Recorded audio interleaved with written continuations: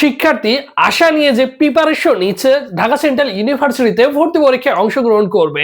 তোমরা অনেক আশা নিয়ে আসো যে ঢাকা সেন্ট্রাল ইউনিভার্সিটি ভর্তি পরীক্ষায় বসবা। তোমরা সকলেই জানো ঢাকা সেন্ট্রাল ইউনিভার্সিটির ভর্তি পরীক্ষা মে মাসের প্রথম সপ্তাহে সার্কুলার প্রকাশ করবে Dhaka central university VC sir বলেছিলেন।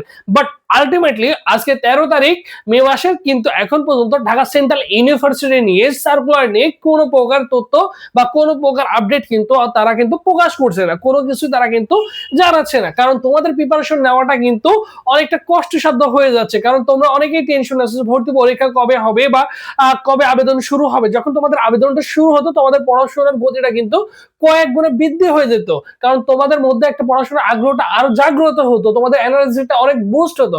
বাট আলটিমেটলি কোনো কারণে দেখা যাচ্ছে তোমাদের সার্কুলারটা প্রকাশ হচ্ছে না, তোমাদের পড়াশোনায় কিন্তু ফোকাস হচ্ছে না বা তুমি কিন্তু পড়াশোনাটা কন্টিনিউ করতে পারছো না।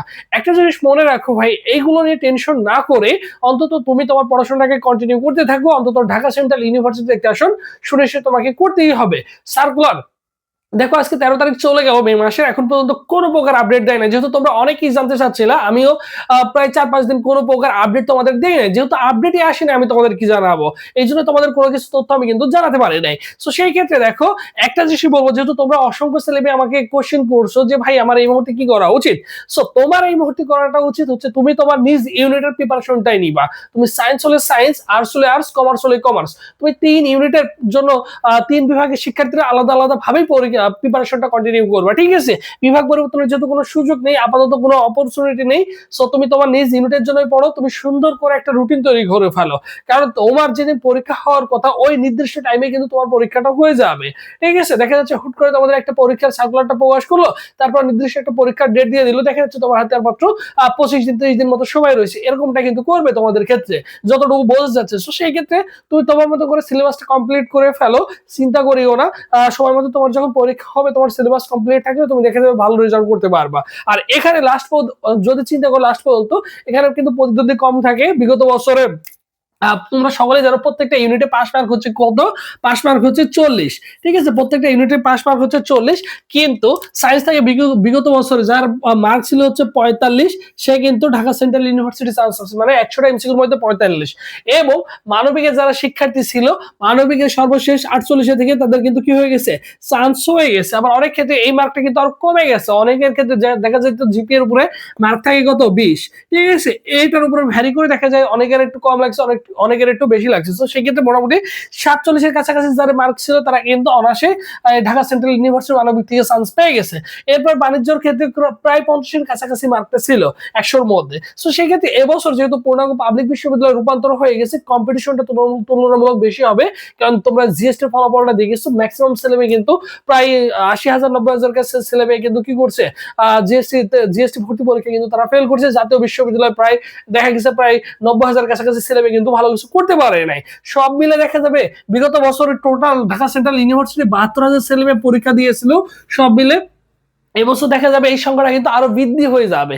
এই সংখ্যাটা 1,20,000 কাছাকাছি বা 30,000 কাছাকাছি কিন্তু চলে যাওয়ার সম্ভাবনা রয়েছে 3টা ইউনিট মিলে, ঠিক আছে? দেখা যাচ্ছে সায়েন্সে বিগত বছরে তোমার হচ্ছে 35,000 কাছাকাছি ছেলেমেয়ে ছিল, আর্টস কমার্সে অনেক কম ছিল। সো সেই ক্ষেত্রে তুমি চাইলে কিন্তু এখানে কি করতে পারো, একটু ভালো করে গুছিয়ে প্রিপারেশন নিলে তুমি কিন্তু একটা আসন সুনিশ্চিত করতে পারবা। তার মানে এক্সাম ডেট তারা বলে দিছিল, একটা বেঁধে দিছিল যে 15 থেকে 25 জুন এর মধ্যে কি হবে, ভর্তি পরীক্ষা হবে। আলটিমেটলি যেহেতু সার্কুলার প্রকাশ হচ্ছে না, আমরা নির্ধারিত ডেটও জানি না, তাই আমাদের কাছে হচ্ছে সুন্দর করে গুছিয়ে স্মার্ট ওয়েতে প্রিপারেশনটা নেওয়া, ঠিক আছে?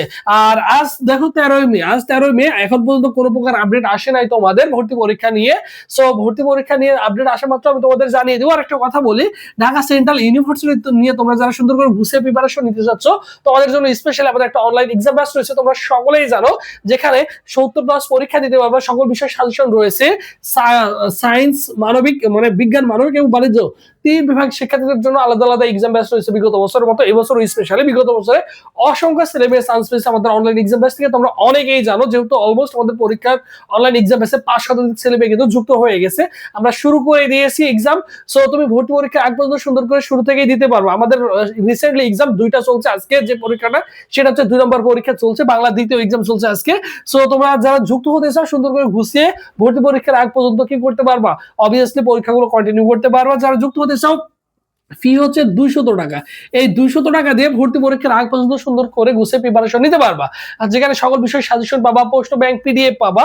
সো পূর্ণাঙ্গ একটা গাইডলাইন পাবা। ভর্তি হওয়ার প্রসেস 01727675241 এই নম্বরে 200 টাকা বিকাশ বা নগদ সেন্ড মানি করে এই নম্বরে হোয়াটসঅ্যাপে নক দিয়ে তুমি কোন ইউনিট বিজ্ঞান, মানবিক নাকি বাণিজ্য সেটা উল্লেখ করলে তোমাকে সকলের সাথে সঙ্গে সঙ্গে গ্রুপে অ্যাড করে দেওয়া হবে। আর এখান থেকে সবকিছু তুমি কিন্তু অনায়াসেই পেয়ে যাচ্ছ।